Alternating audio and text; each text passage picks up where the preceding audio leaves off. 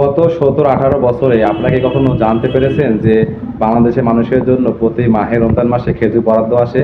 একমাত্র এই হাসনাত আবদুল্লাহ দৌলতে আপনারা জানতে পারলেন যে প্রতি মাহে রমজান মাসে আপনাদের জন্য খেজুর বরাদ্দ আসে।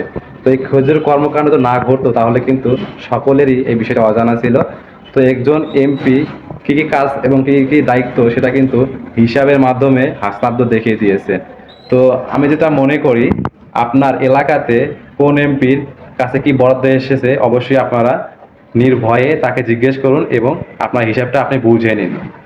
বর্তমানে কিন্তু বাংলাদেশের যে সকল চোর বাটপার হয়েছে, এই দেশটা একদম লুটেপুটে খেয়ে শেষ করে ফেলছে। অবশ্যই আপনার অধিকার আপনি বুঝে নিন এবং হাসান আবদুল্লাহর মতন একজন এমপি তৈরি করুন, তাহলে আপনারা আপনাদের দেশকে বাঁচাতে পারবেন।